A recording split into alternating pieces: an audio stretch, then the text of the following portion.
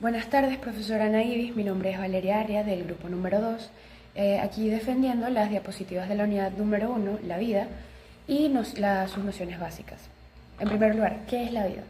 Algunos filósofos la describen como la capacidad de experimentar la realidad y tener conciencia de uno mismo, mientras otros la definen como la búsqueda de significado y propósito.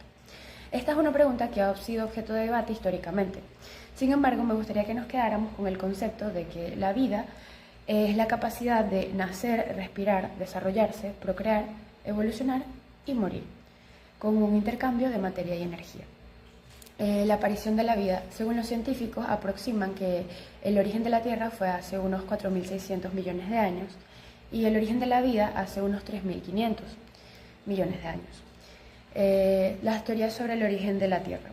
Tenemos el creacionismo, que sostiene que tanto la vida como la Tierra fueron creados por un ser divino o sobrenatural.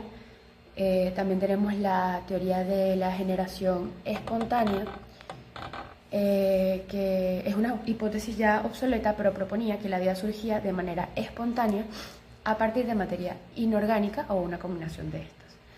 Las teorías sobre el origen de la vida. Tenemos la teoría de la panspermia, que sugiere que la Tierra tiene un origen extraterrestre, posiblemente a través de meteoritos que trajeron material biológico. Tenemos la teoría heterotrófica, que afirma que surgimos a partir de moléculas orgánicas preexistentes.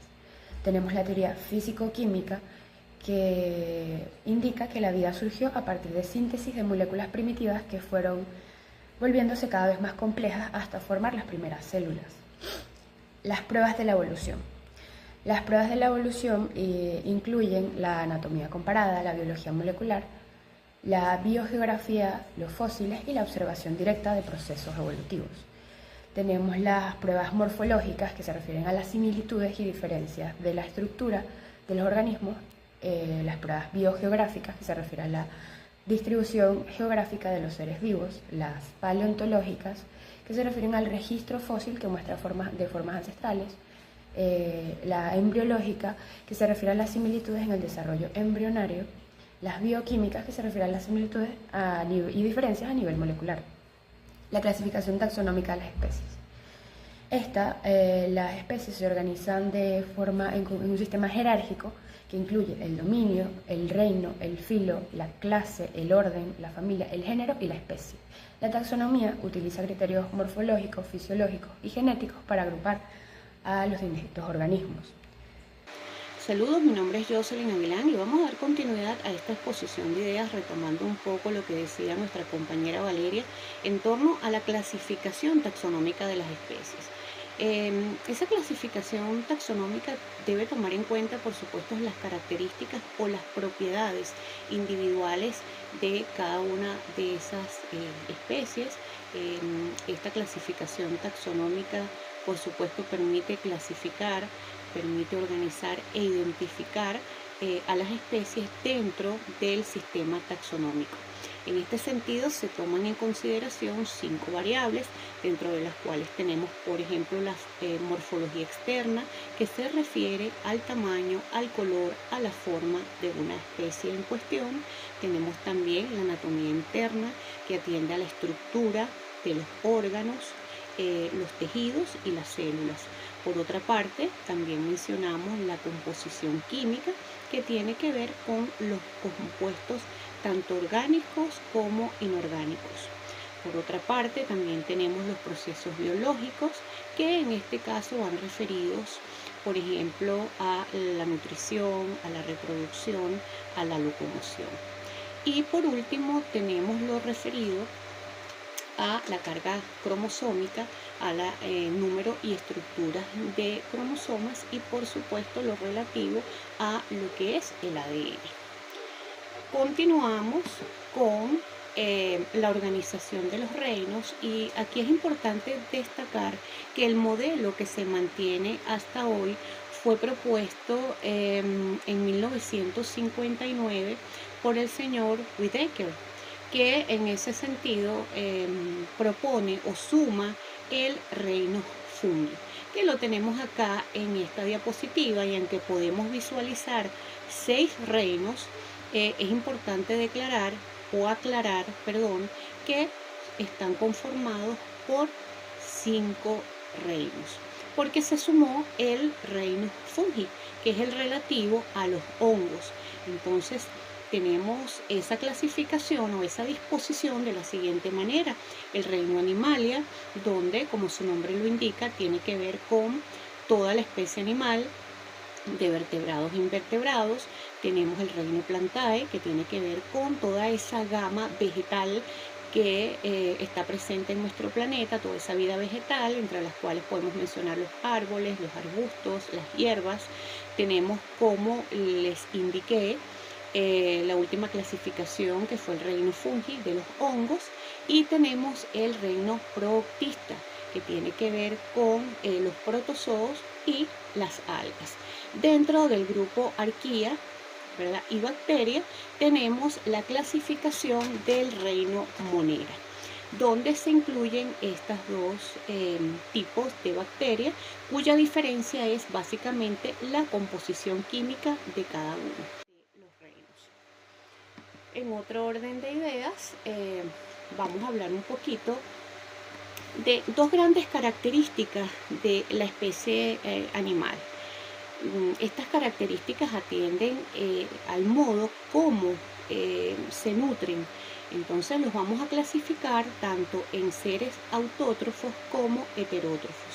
Los autótrofos son aquellos seres vivos que sintetizan o producen sus propios nutrientes. Por ejemplo, ¿a través de qué? A través de la fotosíntesis, a través de la energía lumínica. Un ejemplo de ello son las plantas, las algas y algunas bacterias, aunque cabe destacar que hay algunas bacterias que consiguen sus propios nutrientes a través de la quimiosíntesis, que es la obtención de nutrientes a través de sustancias como el hierro, el nitrógeno y el hidrógeno. También es importante hablar de los seres heterótrofos, que, por el contrario a los autótrofos, dependen de otros seres vivos o de otros elementos orgánicos para poder subsistir. Por otra parte, tenemos lo referido a la biodiversidad, la cual se refiere a la variedad y a la variabilidad de las especies en el planeta o en un determinado ecosistema. Este término fue empleado por primera vez en el año de 1985 por el señor Robert Wilson, el cual es un entomólogo y un escritor prominente de la Universidad de Harvard. Esta biodiversidad muchas veces se ve alterada por la intervención del hombre a través de la selección artificial, cuando cruza algunas especies, algunas plantas, y obtiene algo totalmente novedoso. Es decir, la intervención del hombre también marca una gran diferencia en la biodiversidad, en la riqueza de especies, en esa abundancia que suele ser relativa, en la diversidad genética y en la diversidad de ecosistemas. En este sentido voy a mencionar dos ejemplos, que son la isla de Borneo y la isla de Flores en Indonesia, donde gracias a esas características, por ejemplo, climáticas de la zona o de su extensión territorial, tiende a haber características muy específicas en ese ecosistema. Características, por ejemplo, denominadas enanismo o gigantismo insular. Esta es una de las maravillas que podemos estudiar a través de la biodiversidad. Otro ejemplo también es lo que sucede debido al fenómeno de la falla albertina, donde existen en África especies únicas que no existen en otro lugar del planeta.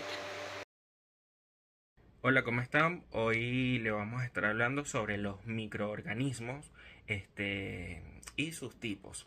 Los microorganismos son seres vivos que solo pueden ser observados con la ayuda de un microscopio, ya que son muy pequeños.